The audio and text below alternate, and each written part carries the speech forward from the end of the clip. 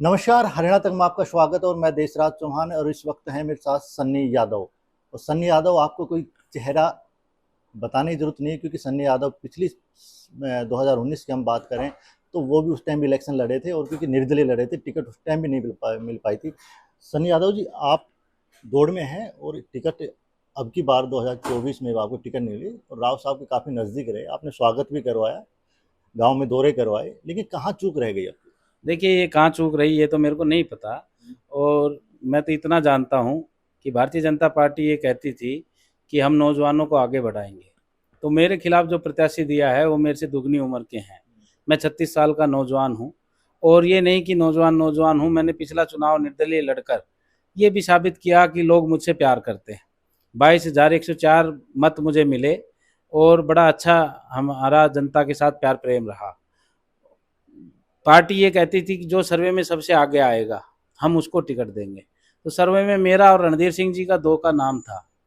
अभी ये पता नहीं पैराशूट लैंडिंग हुई है, तो पैराशूट लैंडिंग का कभी भी कोई भी हल्का ना कोई जनता कभी भी बर्दाश्त नहीं करती। तो इनको हम जनता धूल चटाने का काम करेगी।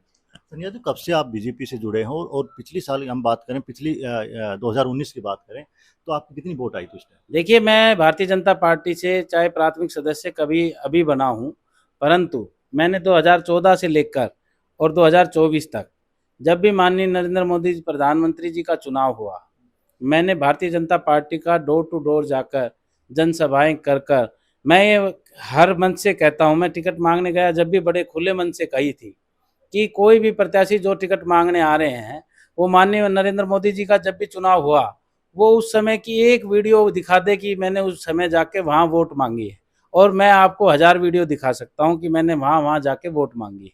तो मेरा तो यही है कि मैं तो 2014 से लेकर 24 तक जहां जहां भी देश में चुनाव हुए, चाहे वो राजस्थान में चुनाव हुए, हमारे साथ लगता हुआ जिला है बाबा बालकनाथ जी, वहां से चुनाव लड़ रहे थे, मेरी विधानसभा साथ लगती हुई विधानसभा है तिजारा, मैं वहां भी भारतीय जनता पार्टी का प्रचार प्रसार किया। अब भी मैंने भारतीय जनता पार्टी का प्रचार प्रसार किया और मेरे खून में भाजपा थी। परंतु जिस तरीके से उन्होंने जो बातें कही थी और उस पर खरे नहीं उतरी, तो कहीं ना कहीं दिल को ठेस लगती है कि ये बातें कहने के लिए कुछ और है। माननीय नरेंद्र मोदी प्रधानमंत्री जी ने भी बड़े खुले मन से कहा था कि हम नौजवानों को आगे बढ़ाएंगे, हम उनको आगे बढ़ाएंगे जिनका परिवार में कोई यारा प्यारा रिश्तेदार चाचा ताऊ फूफा कोई राजनीति में नहीं है। और मेरा ना कोई परिवार में कोई राजनीति में रहा, ना मेरा परिवार में किसी ने कोई जो सबसे छोटा चुनाव होता है पंची का वो किसी ने लड़ा। मेरा तो जनता ने मेरा चुनाव जिला परिषद का लड़ाया, वो मैं बहुत अच्छी वोटों से जीता। 2019 में मैंने विधानसभा चुनाव लड़ा, वो बहुत अच्छी जनता ने वोट दी और जनता ने मेरे को चुनाव लड़ाया है। माननीय प्रधानमंत्री नरेंद्र मोदी जी ने जो बातें कही कि भाई जो आम घर में पैदा हो उसको हम टिकट देंगे, मेरे को ये लग रहा है कि अगर मेरे घर में भी कोई नेता होता, मैं भी किसी मेरे दादा परदादा कोई मंत्री होते, तो जैसे कि बादशाहपुर विधानसभा से उनको बुला के टिकट दी गई, ऐसे ही मेरे घर में कोई अगर नेता होता तो जरूर मेरे को भी टिकट मिल जाती। ये सब बातें जनता की वोट लेने के लिए, उनको बहकाने के लिए। इस तरह के देखते हैं आप, लोकसभा भी चुनाव नज़दीक हुए, उसमें राव साहब के काफ़ी आप नज़दीक भी रहे और राव साहब के साथ प्रचार में समय समय पर रहे, आपके गांव में भी अच्छा आपने स्वागत करवाया। क्या लग रहा है कि क्या राव साहब आपकी आगे पैरवी नहीं कर पाए या सरकार के आगे अपनी बात नहीं रख पाए, कहाँ चूक गई? नहीं, देखिए, ऐसा तो नहीं हो सकता कि राव साहब की कोई पैरवी ना सुने और वो पैरवी कहें सरकार ना सुने। कहीं ना कहीं हम उनका विश्वास जीतने में मेरे को लगता है कि हमें सफल रहे। वो उनकी मन की भावना की बात है, वो क्या करेंगे, क्या डिसीजन लिया, किन को उन्होंने कैंडिडेट चुना, ये सब मैं कभी भी किसी भी राजनीतिक व्यक्ति की कभी बुराई नहीं करता। मैं तो एक अच्छे मन से सदा उनका साथ दिया है और साथ देता, जब भारतीय जनता पार्टी का साथ दिया है। आज मेरा यह हक की लड़ाई है और मैं इस हक की लड़ाई में जनता के पास जाऊंगा। भी मैंने आपके सदा 13 साल से मैं राजनीतिक जीवन में हूँ। एक पल भी अगर जनता ये बता दे, कोई भी ये बता दे कि प्रशांत सन्नी यादव 5 दिन के लिए, 1 दिन के लिए, 10 घंटे के लिए जनता से दूर रहा। जब भी जनता से कोई भी मेरा चाहे नौजवान ने मुझे याद किया, किसी सुख दुख की बात है, खेल कूद की बात है, जहाँ कहीं भी कोई धरना है, प्रदर्शन है, जहाँ जनता को सन्नी यादव की जरूरत हुई वहाँ सन्नी यादव उनके पास पहुंचा है। सन्नी यादव तो सिर्फ यही था ना कि 2024 में राव साहब, राव इंद्रजीत सिंह आपकी सपोर्ट करेंगे, आप उनके साथ थे तो आपकी सपोर्ट करेंगे, कहीं ना कहीं टिकट दिलवाएंगे। जी। आप उन्हीं के ऊपर निर्दलीय थे, खाली उन्हीं के ऊपर विश्वास करके बैठे हुए थे आप? नहीं, मैं तो देखिए उनको अपना आदर्श मान कर, उनको अपना लीडर मान के उनकी मदद की है। और मैंने राष्ट्र हित के लिए माननीय नरेंद्र मोदी जी की हमेशा मैं खुले मन से कहता आया हूँ कि ऐसा प्रधानमंत्री देश को कभी ना मिला, ना कभी हो सकता है मिलेगा।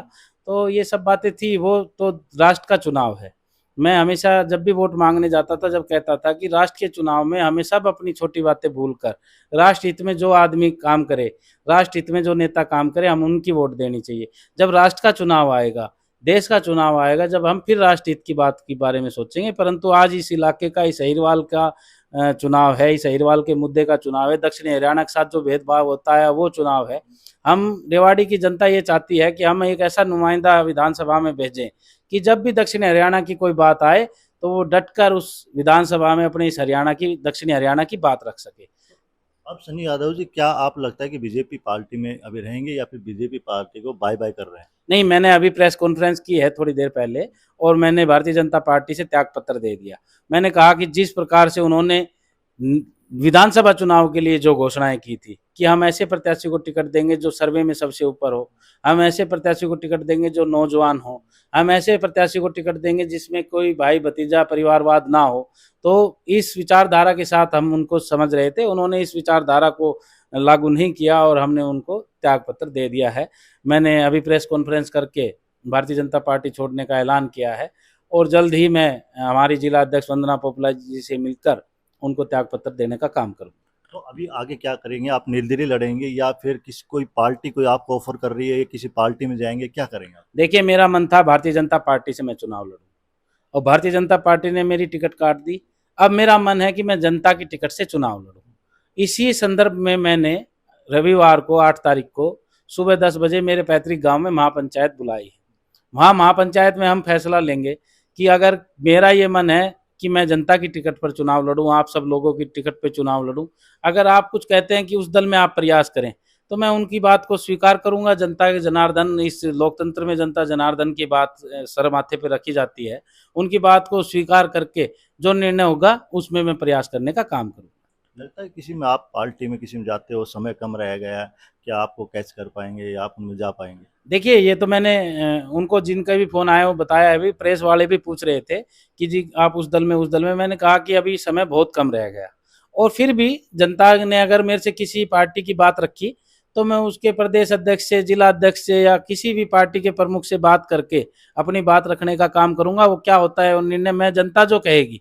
मेरा सबसे प्राथमिकता, मैं फिर कह रहा हूँ, कि जनता की टिकट से चुनाव लड़ने का है। तो क्या लगता है सन्नी यादव जी चुनाव लड़ेंगे, निर्दलीय हो या फिर किसी पार्टी से चुनाव जरूर लड़ेंगे, या ऐसा तो नहीं चुनाव के नजदीक पर्चा वापसी? नहीं, देखिए, मैंने कहीं भी जो भी कोई बात कही है, हमेशा ये कही है कि प्रशांत सन्नी यादव जो कहेगा वो करेगा। आज मैंने कही है कि मैं चुनाव लड़ूंगा।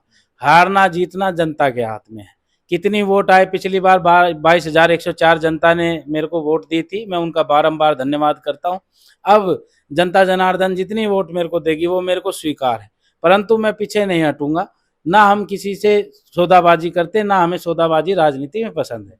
हम चुनाव लड़ेंगे, जनता के बीच में जाएंगे, उनका आशीर्वाद लेने जाएंगे। कितना हमें जनता आशीर्वाद देती है वो जनता के ऊपर है। तो सन्नी यादव जी फाइनल हो गया, लड़ेंगे आपके? जी, चुनाव लड़ेंगे। चुनाव लड़ेंगे। चुनाव लड़ेंगे और डटकर मुकाबला करेंगे। चलो, ये थे मिस्टर सन्नी यादव जी ने कहा कि अब चुनाव जरूर लड़ेंगे, क्योंकि जो टिकट ना मिलना वो तो एक भाग्य की बात है, लेकिन चुनाव जरूर लड़ेंगे। हरियाणा तक के लिए रेवाड़ी से देशराज सिंह चौहान।